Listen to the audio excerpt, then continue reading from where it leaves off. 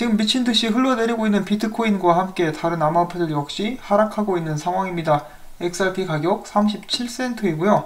오늘도 역시 변함없이 여러분들께 새로운 소식을 가지고 찾아온 크립토 토마토 인사를 드립니다.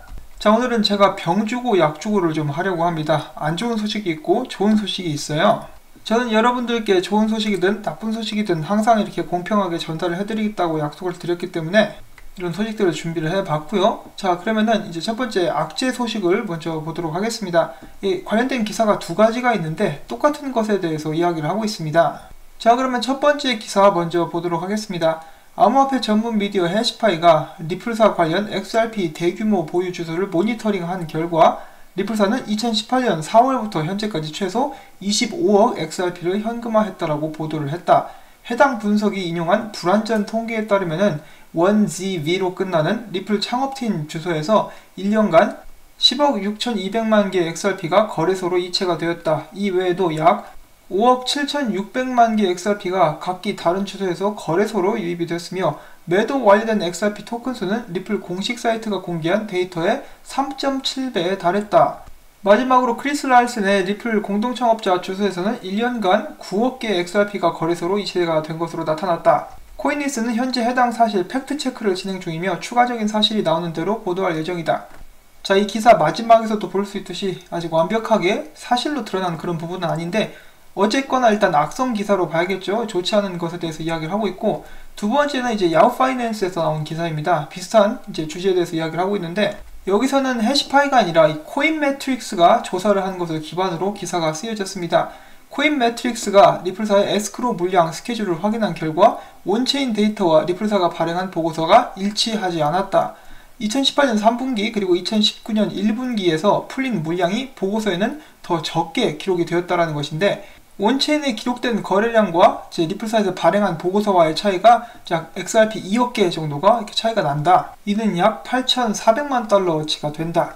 또한 에스크로에서 풀린 양 중에 이제 판매가 다 되지 않은 물량이 새롭게 들어가서 에스크로에서 다시 묶이는 그런 방식에 대해서도 리플사가 이야기한 것과는 차이가 있었다. 이런 식으로 또 이야기를 하고 있고, 이 두 개에 대해서 이제 리플사에 문의를 했다라고 하니까, 다른 기사에서 이렇게 나와 있었는데 문의를 했다라고 하니까 공식적인 답변이 나오면은 여러분들께 또 전달을 해 드리도록 하겠습니다. 이 판매량 같은 경우는 저는 꽤 민감한 문제라고 생각을 하는 게, 제가 전에도 몇 번 소개를 드린 적이 있었는데, 리플사 같은 경우는 핀센에 이제 강한 경고를 먹고 또 엄청난 거액의 벌금을 문 적이 있었죠. 이 에스크로 물량이 시작된 것 자체가 이 핀센의 조치로 인해서 그렇게 된 것이었는데, 만약에 이제 보고서와 실제로 판매한 양이 다르다 그런 식에서 이제 문제가 드러난다 그러면은 사업에 지장을 줄 정도로 큰 제재가 올 수도 있지 않을까 하고 약간의 우려를 해봅니다. 그런데 오히려 그런 부분 때문에 리플사에서는 절대로 이런 부분에 대해서 부정행위를 저지르진 않았을 거라고 저는 생각을 하고 있습니다. 일단은 공식적인 답변, 제대로 된 팩트라고 하죠. 그것이 나올 때까지 저희가 일단 기다려 봐야겠죠. 자, 그리고 어제 나왔었던 소식, XRP와 연동된 스테이블 코인이 나온다라는 것에 대해서 이 카발랩스의 공동 창립자가 다시 한번 확인을 해주었다, 이런 기사도 나왔었는데, 그 다음에 또 커뮤니티에 이런 의견이 있어가지고 한번 가지고 와봤습니다. 이번에 XRP 기반의 스테이블 코인이 나오는 것은 정말 좋은 소식이다. 왜냐하면은 사람들이 XRP를 스테이블 코인으로 바꾸는 데 있어서 오는 XRP 가격 하락에 대한 압박이 줄어들 수 있기 때문이다 라고 이야기를 했습니다. 자, 그 다음에 또 개발자들이 한마디 또 덧붙였는데요. 그동안에는 인터레저 프로토콜 개발에 힘을 썼기 때문에 이 새로운 스테이블 코인을 만드는 데는 좀 더 시간이 오래 걸릴 수 있다, 이런 말도 남겼습니다. 리플사의 파트너인 영국의 커런시 다이렉트가 북미로 사업을 확장합니다. 앞으로는 플로리다, 조지아, 노스캐롤라이나, 뉴저지, 워싱턴으로 사업을 확장하게 될 것이라는 발표가 나왔습니다. 암호화폐 지갑회사인 빗킵 월렛이라는 곳에서 XRP를 지원한다는 소식이 또한 나왔습니다. 자, 그 다음엔 오늘의 약이라고 볼 수 있는 호재 소식 보도록 하겠습니다. 여기 보고 계시는 레오나이더스님께서 또 좋은 소식 이렇게 공유를 해주셨습니다. 최근 이 스위스 국립은행에서 개최를 한 과거, 현재, 미래의 국제통화제도, 이 주제에 대해서 큰 컨퍼런스가 열렸습니다. 꽤 중요한 인사들이 많이 참여를 했었는데요. 좀 더 자세한 내용을 보도록 하겠습니다. 자, 지금 보시는 웹사이트는 스위스 내셔널뱅크의 웹사이트입니다. 여기 보시면 이렇게 나와있죠. 9번째 국제통화제도에 대한 고위급 회담이라고 나와 있습니다. 날짜는 2019년 5월 14일날 열렸었던 것이고요. 그리고 이제 전반적으로 이제 미래에 대해서 또 이야기를 하고 있는 것 같아요. 제가 전체 영상은 시청을 하지는 못했습니다. 2시간 40분짜리인데 이제 빵형 부분만 시청을 했어요. 아무튼 여기에서 토론이 되고 있던 것 중에 하나가 이제 중앙은행 발행 디지털 화폐에 대해서 많은 이야기들이 오고 갔었습니다. 자, 그러면 빵형이 이야기하는 부분으로 한번 넘어가 보도록 하겠습니다. 빵형이 약 9분 정도 이렇게 이야기를 하게 되는데 그 부분들을 모두 다 재생하기에는 조금 길기 때문에 약간 앞쪽만 먼저 잠깐 보도록 하죠. Risky undertaking for a central bank, but you highlight that it's risky not to issue a CBDC as well, because then you've left it to the private sector, and then you need to worry about the regulation of the private sector.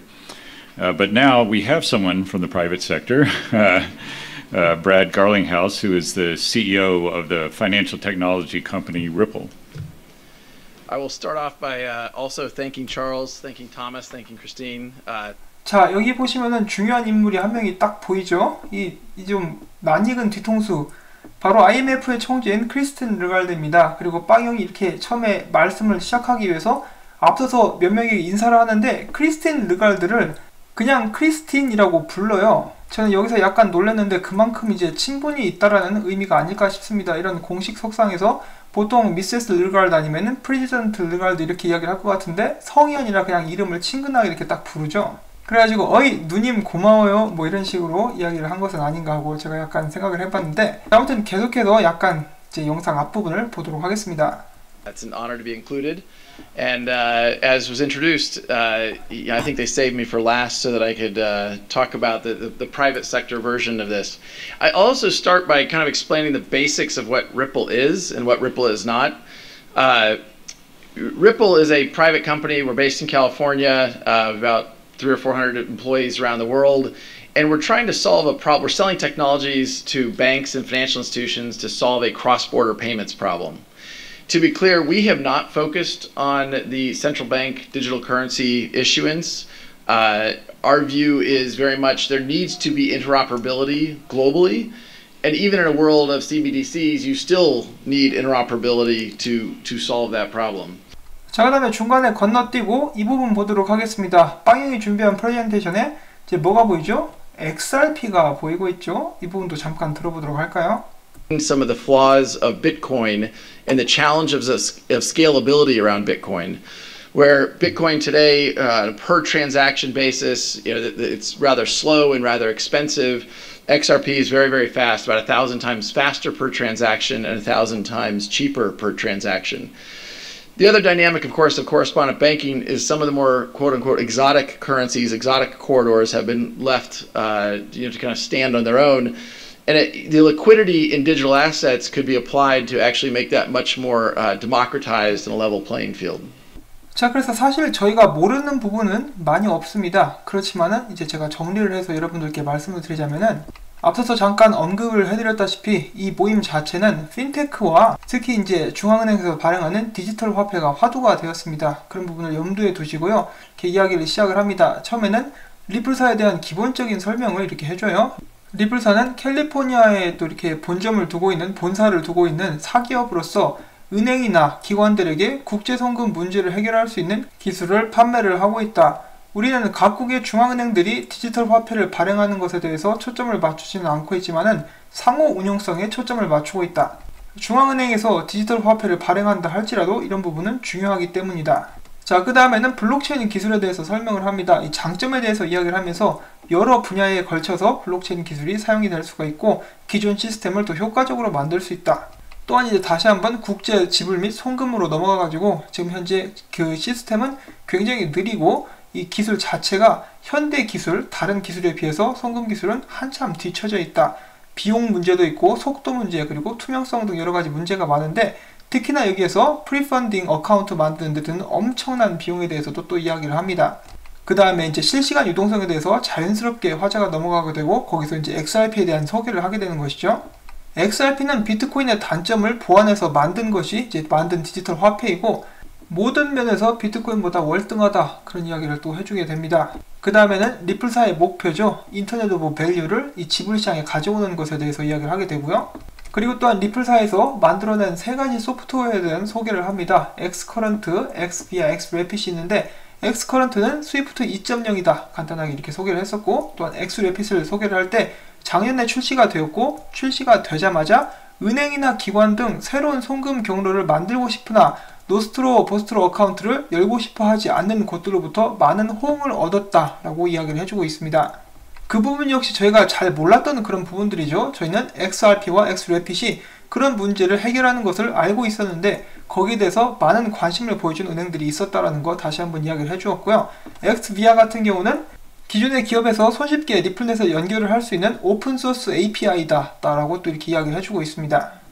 자, 그 다음에는 리플사의 파트너 목록 중에 몇 개를 딱 보여주게 되는데 여기 신한은행도 포함이 되어 있는 그런 모습이 보여지고 있습니다. 또한 최근에 또 추가가 된 거대한 그 파트너죠. 리아머니 트랜스퍼, 이제 월마트에서 사용하게 될 그런 기술이라고 하죠. 그리고 또한 저희가 항상 최근에 또 많은 관심을 갖고 지켜보고 있었던 얼스폴트도 나와 있습니다. 그 외에도 여기 나와 있는 은행들 전부 다 이제 그 각 나라에서 혹은 규모로 봤을 때 꽤 큰 은행들이거나 큰 사이즈의 송금업체라고 저희가 볼 수가 있겠습니다.